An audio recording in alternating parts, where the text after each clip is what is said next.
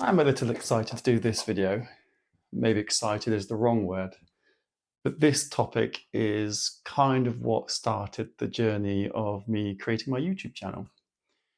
We do a fact Thursday at work, and every Thursday we bring a fact. And this particular Thursday, I didn't have a fact. So I thought, you know what? I'm going to do a little bit of a talk. I mean, you've only got like this seconds, like 30 seconds. I'm just going to go into compounding and investing for your kids and just reeled off some figures very quickly. And after that, people that were in this stand-up in this particular morning said, oh, that was really interesting. A few people reached out. And they're like, you should do a spill the beans thing, which is where we bring a topic to the wider audience at work and talk about a topic. And I talked about finance. I really enjoyed it. And after that, I decided to start the YouTube channel. So this video is about the power of compounding through the example of, using the example of investing for your children. And that's something what I do. And I'll go through some figures and how investing over a long term can add up to grow yours or your children's wealth. And I will actually show you my children's junior stocks and shares ISA accounts. This is not financial advice. I am not a financial advisor. Always do your own research. So, as compounding is a large part of this video, I'll quickly explain what compounding is. Compounding is growth on the growth. So if you were to invest £1,000 over a year, you might get £100 interest at 10%. Then this for the second year, not only do you get growth on your original investment of £1,000, you get growth on your growth. So the extra £100 also grows.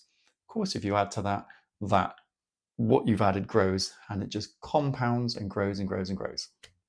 So the example I'm going to use is investing £100 per month in your child's stocks and shares ISA at birth, and we're going to assume 8% growth per year, which is a safe and well known and used amount.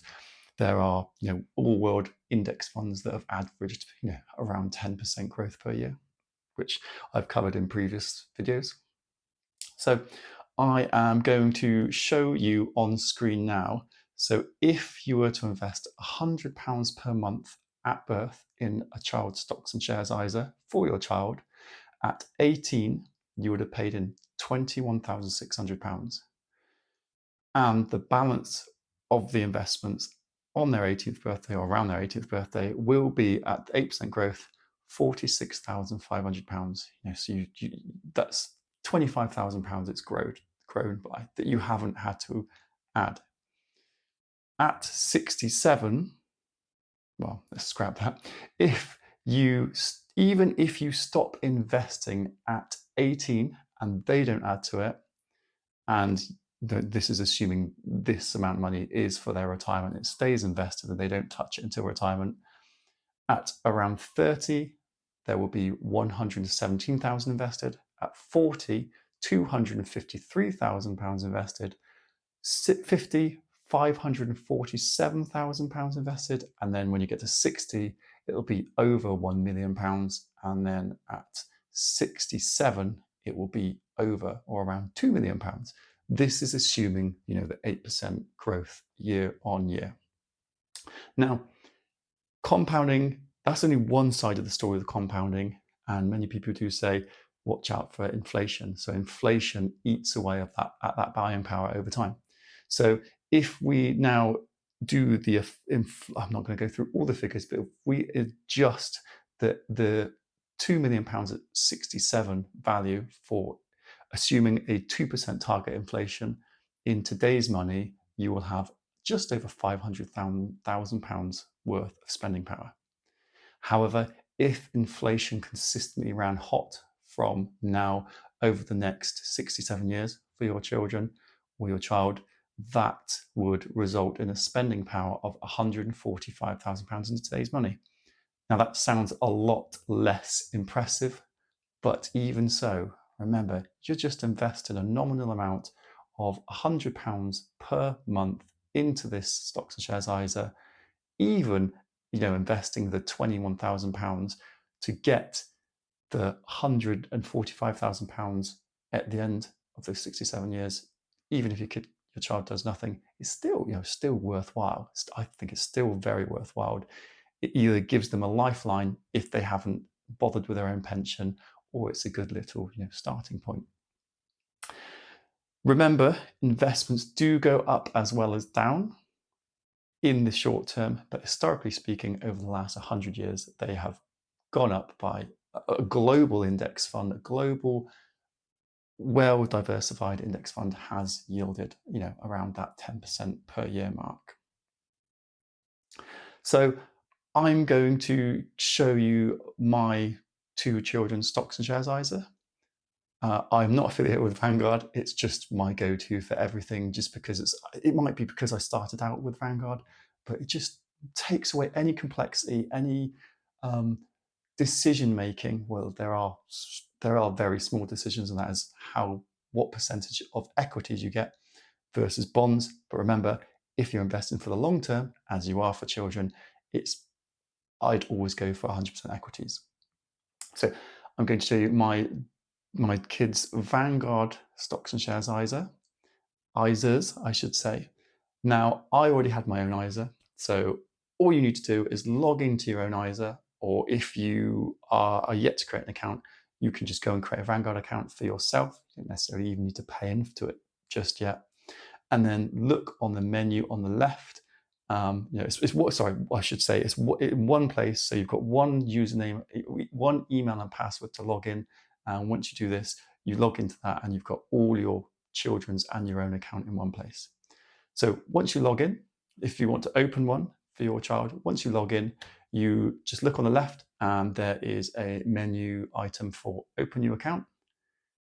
Then click on that, look for the Junior Stocks and Shares ISA, click on that and follow the instructions. It really is super, super, super easy. So as an illustration, I use my children's stocks and shares ISA just to show you what I've done and how that's worked out so far. So me and my wife, we put away £100 in each of our children's stocks and shares ISA per month. And the youngest is still only 2. We've had a couple of bumper years, so the last couple of years have done very well. The next couple of years or next few years may not do as well. But as an illustration, our youngest is 2. They have £3,600 or £3,600 invested. We have put in £2,900 of that, and the growth has been 50% overall over the 2 years, 2 and a little bit years. The eldest is 5, and she has £5,900 invested, and we've put £2,800 of our own money into that. So that's a total growth of 100%. So that does look a lot more impressive. But of course, remember, past performance is not an indication of future performance. That said, over the next 18, well, if they don't touch it, 60 odd years, you would expect to have a decent growth per year, even with inflation eating it that away. Remember, anything helps. You don't have to put £100 a month in, but any amount can help. £10, £20, even if you're just starting out and you're just learning, you just want to dabble, dip your toes in the water, you can try with small amounts and see how it performs. You can do it for yourself, or you can do it for your children. This is just an example for children with a 67-year time frame in mind. But even if for yourself you've got 30 or 40 years till your retirement, you can see how it can add up over time. I did think about, so our plan for the children is I want to use it as like a learning tool for them and hope to get them involved in investing and building for their future. I do plan on handing it over to them at 18. That could be a massive mistake. They could blow it. That's on them. That'll be another lesson that they can learn. I did think about using a SIPP, and I know some people, which is a personal pension, a junior SIPP for them. I've heard of other people that split it. So they have a pot which they in an ISA which they hand over to their children. If they blow it on cars and I don't know what teenagers in 18 odd years will blow their money on, but if they do blow their money, then there is that SIPP that they can't touch until they reach retirement age. That's something we decided to go not do, but that is an option. The main takeouts from this is that consistently investing in a globally diversified index fund, historically speaking, has been a really fantastic way to grow your wealth over time. And compounding, as you get a few years into it, compounding starts to take over, and the compounding effect means that your money that's already there will grow more than what you're adding to it every month. Or, as you can see in my example, even if they don't pay in, and you stop paying in, that still grows.